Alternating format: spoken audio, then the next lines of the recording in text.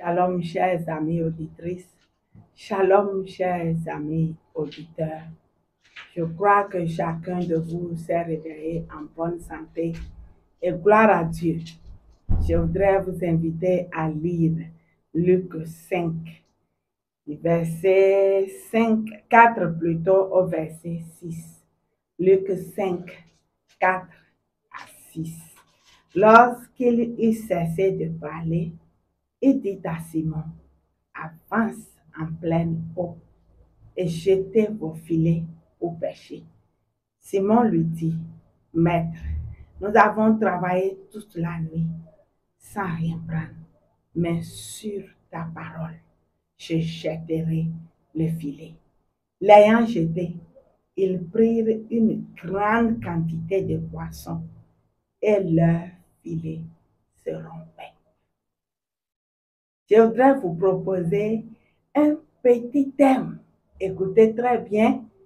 Fini le désespoir. Fini le désespoir.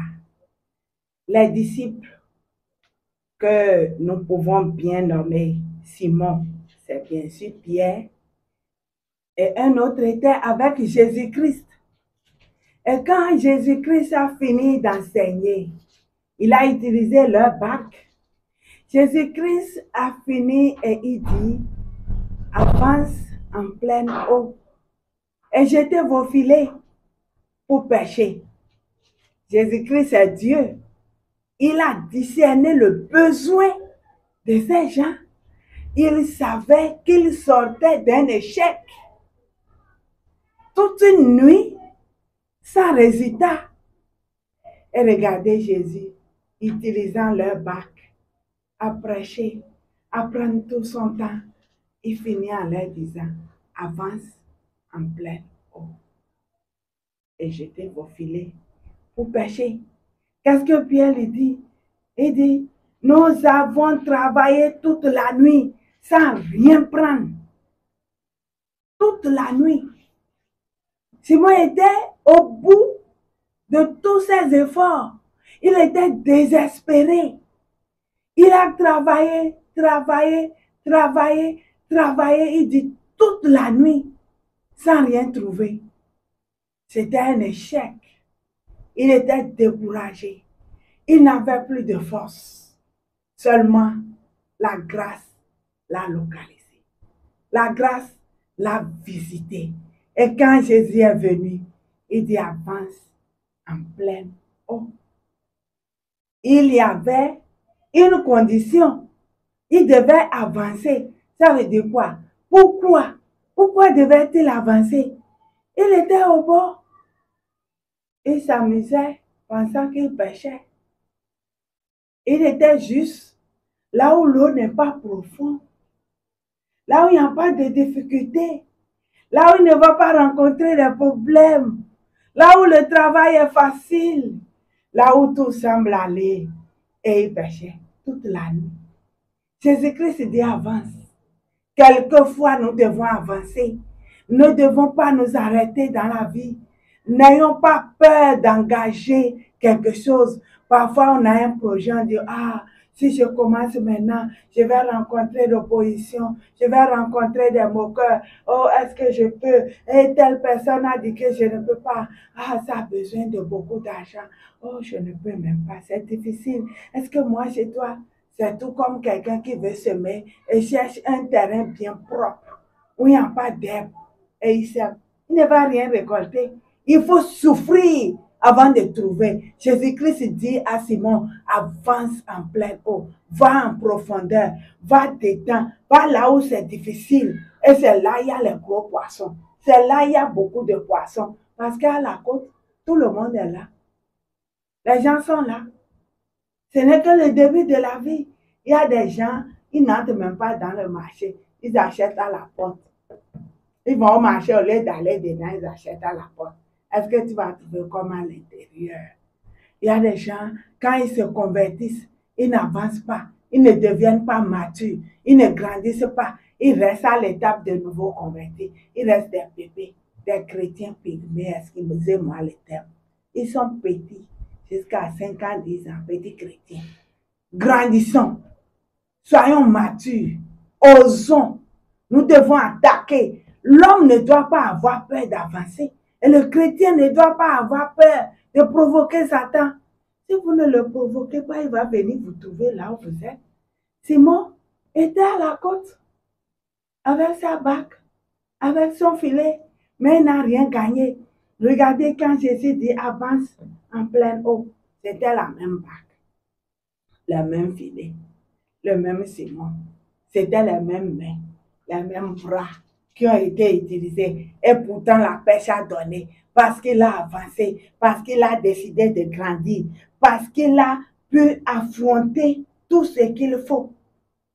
En profondeur, là, c'est là que l'eau peut nous montrer tout le chaos de ce qu'elle peut faire. C'est là que l'eau peut s'agiter. C'est là l'eau peut soulever des vagues. Il fallait affronter tout ça pour aller pêcher. Et c'est ça pour notre vie en tant que chrétien. Sortons du groupe des nouveaux convertis. Avançons, devenons matures. En tant qu'entrepreneur ou homme d'affaires ou quelqu'un, je ne sais pas où vous êtes dans la société, si vous voulez évoluer, n'ayez pas peur d'entreprendre. N'ayez pas peur de dépenser. Il y a des gens qui disent qu'ils ont une entreprise et ils n'investissent pas. Tu dis que tu es entrepreneur et tu bipes les gens. Est-ce qu'on peut dire biper? Je ne sais pas. Au lieu d'appeler celui à qui on veut rendre service, on prend son portable et on fait sonner. Une fois, pam, on attend qu'il rappelle. Tu ne veux pas l'argent. Il faut acheter les crédits. Appeler là où tu veux rendre service. Il faut dépenser. Il faut te déplacer. Il faut dépenser quelque chose. C'est comme une semence. On ne moissonne pas si on n'a pas semé. Et Pierre devait avancer, il devait risquer, il devait aller en profondeur pour trouver les trésors qui se trouvent dans l'eau. Chers amis auditeurs, chers amis auditrices, nous devons comprendre que pour mieux vivre, il faut affronter la vie. Et le passage que nous avons lu ici nous fait comprendre que c'est en pleine eau qu'il y a la richesse. C'est en profondeur qu'il y a de gros poissons. Donc, il ne faut pas rester au bord de la vie et refuser de risquer. On dit que qui ne risque rien n'a rien. Il faut s'éloigner de la côte. Et parfois, pourquoi nous n'arrivons pas à nous éloigner? Nous devons comprendre que la côte, c'est nos habitudes, nos craintes, notre immaturité. C'est notre manque de volonté d'avancer. La côte, c'est nos pensées humaines. C'est nos choses passées. Parfois, on est dedans, on refuse de quitter. On dit, moi, j'ai l'habitude de faire ci. Moi, je ne fais pas ci. Moi, je n'aime pas prendre les risques. Moi, je n'aime pas les provocations. Moi, je n'aime pas la guerre. Moi, je n'aime pas dépenser. Je ne veux pas gaspiller. Mon compte est bloqué. On entend ça. Chers amis, nous devons comprendre qu'il y a des difficultés pour avancer si on ne s'accroche pas à la parole de Jésus qui dit avance en pleine eau. Et ce n'est pas la fois qu'on peut le faire. Parfois, c'est son passé. C'est une grande difficulté. Le passé vous retient. On retourne auprès de ses anciens amis. On reste là, on dit, ah, je me souviens, ah, j'ai des amis à tel endroit. On ira jouer le jeu des dames ou des pelotes. On va, on perd le temps. Parfois, on se rappelle qu'on peut prendre de la bière avec des amis de tel endroit. Ah, on a une équipe où on joue le foot et après ça, on va boire. Ah, j'irai au vidéoclub, au cinéma. Ah, oui, oui, oui, dans tel quartier, je faisais ci. Le passé peut nous retenir. Parfois même, on se dit, oh, moi, j'ai déjà fait. Et quand les gens viennent, on peut prendre nos albums pour leur montrer nos prouesses du passé. Ça, c'est zéro. Le passé ne compte pas. C'est le présent qui compte. Jésus-Christ dit avance.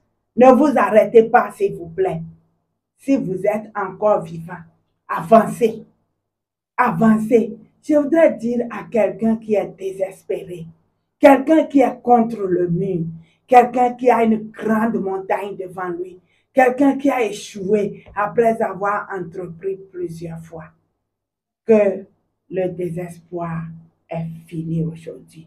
Jésus-Christ a dit à Simon qui a travaillé toute la nuit, avance en pleine eau.